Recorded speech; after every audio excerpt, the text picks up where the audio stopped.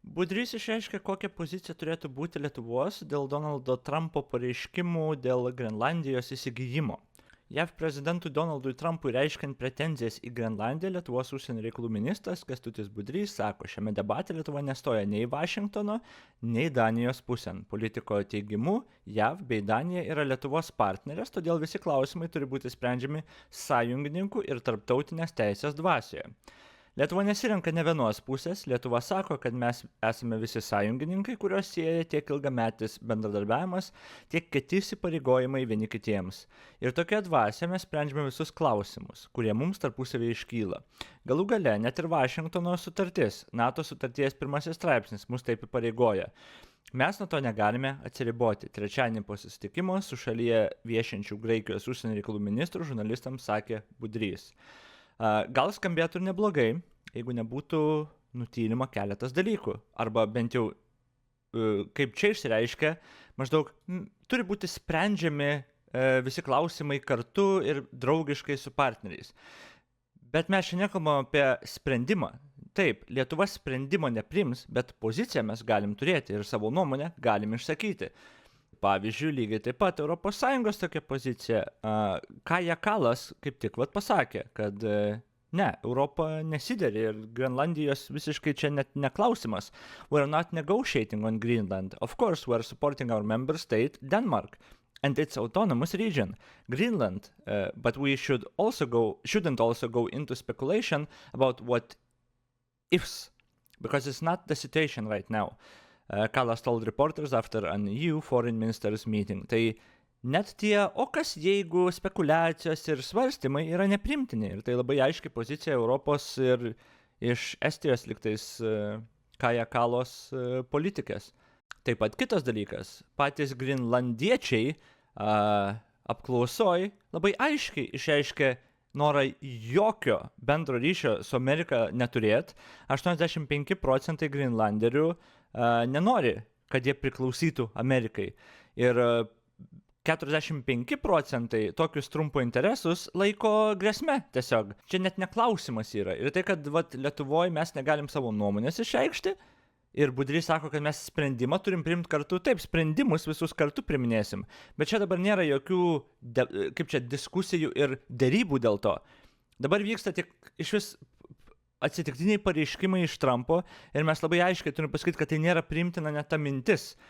Ir dar dalykas, nepamirškim, čia viskas prasidėjo nuo to, kai Trumpas tiesiog paskleidė tokią idėją, kad reikia jiems Grenlandijos ir Panamos kanalo ir galų gale AP reportina čia prieš keletą savaičių, man atrodo, kai visas tas prasidėjo, sausio 8 dieną, prezidentas Donaldas Trumpas on Tuesday said he would not rule out the use of military force to seize control of the Panama Canal and Greenland, as he declared US control of both to be vital to American national security.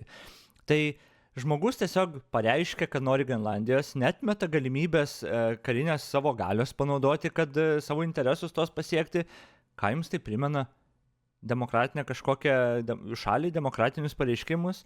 Ne, tai primena taip, kaip Rusija elgės, kai jiems reikia kažkokios žemės, randa prieštai ir tada netmeta galimybės su karinė intervencija pasiimti to žemės. Beje, tas visas Grenlandija, iš kur čia atsirado, tas iš vis net svarstymas apie tai, pasirodo, buvo toks vienas, ir čia Politiken rašo, Danijos naujienų svetainė, suklastotas Grenlandijos užsienio reikalų ministro laiškas, skirtas pagrindiniam respublikonų senatoriui. Vaidina pagrindinį vaidmenį netikrų naujienų atakoje tiek prieš sandraugos vienybę, tiek prieš Danijos ir Amerikos santykius.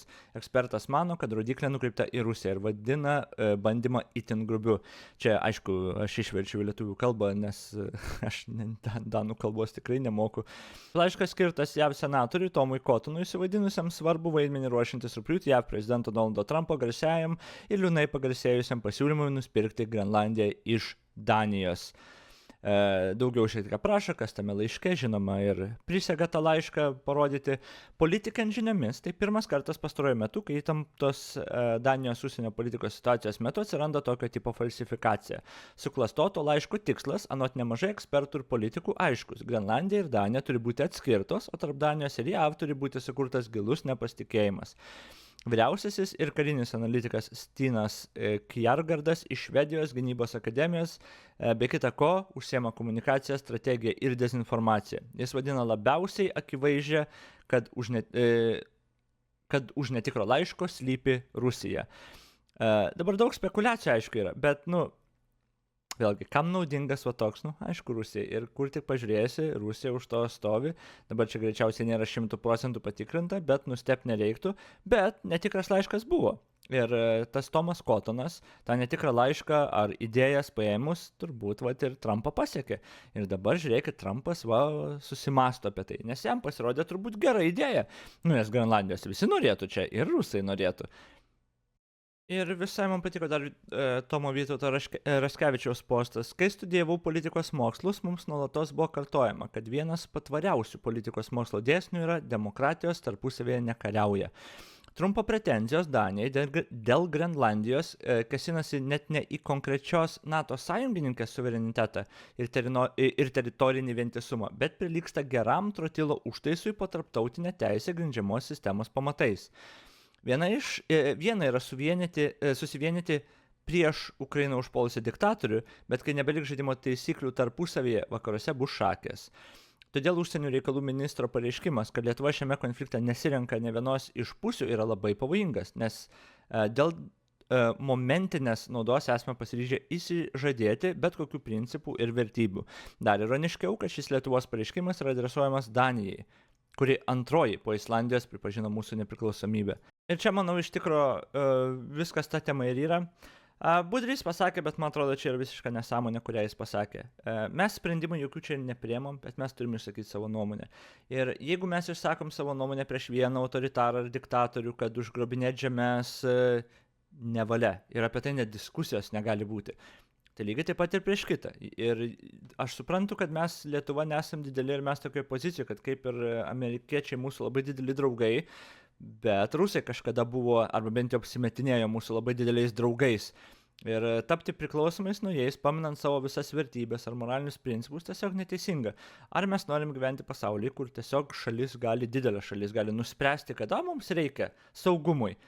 Ir tada, ir netgi iš savo draugų, partnerių, pasigrobti žemę, arba tada grasinti, kad netgi savo kariuomenę mes tą žemę pasimsim, tai neturėtų būti priimtina. Ir pozicija ta, kad mes neutraliai tiesiog neprisimsim sprendimų, ne. Pozicija tokia negali būti. Kai mes matom, kad kažką, pavyzdžiui, privartauja, mes turim kažką padaryti, o ne ignoruoti, nes tada mes tiesiog leidžiam, kad tai nutiktų. Ir dabar yra tiesiog su tokiais žodžiais paminamos ir demokratinės vertybės ir taip, teisės viršenybės principas. Tai yra esminės vakarų pasaulio vertybės. Jeigu jų neturim, tada grįžtam prie senųjų gerųjų laikų, kaip norėtų rusai, tai kur stipresnis nugali. Ir tada mes kariaujam dėl teritorijų ir vėl grįžtam prie to. Mes to neturėtumėm norėti. Ir taip, Lietuvos pozicija šito atžvilgiu turi būti su Europa. Ne su Amerika, ne su Trumpu, nes Trumpas nėra tas žmogus, kuris tokius pareiškimus gali sakyti ir neturim jokio atsakos laukti. Jau perversmą organizavo ir visiems vienodai.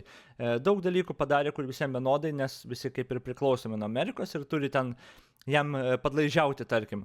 Bet ne, šito klausimu mes turim turėti nuomonę ir tada jinai gali nestapti su Amerikos ir Amerika darys, ką darys ir tada mes priiminėsim sprendimus, bet dabar ne sprendimų darimas yra, dabar mūsų pozicijos ir nuomonės svarbiausia. Ir tokios pozicijos iš Budrio ir yra labai nuviliančios, mažų mažiausiai.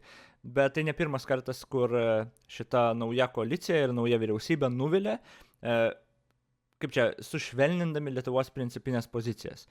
Ir Gruzijos atžvilgiu lygiai tas pats buvo Sakartvelo, kai tekstą pakeitė, kad nebūtume mes tokie išsišokėliai. Tai yra, kad neturėtumėm pozicijos ir sužaistumėm maždaug saugiai. Tai yra tiesiog kartotumėm ES šitą rezoliucijos tą tekstą ir maždaug nieko savo nepridėtumėm ir jokio palaikymo savo iš esmės nereiškiam. Ir čia toliau, kaip matau, tęsiama yra tokia Lietuvos užsienio politikos kryptis, kur mes neutralias pozicijas užsiminėjom, kai akivaizdžiai yra teisinga ir gera pozicija, bet Budrys jai, kaip matom, nepritarė. Tai tiek.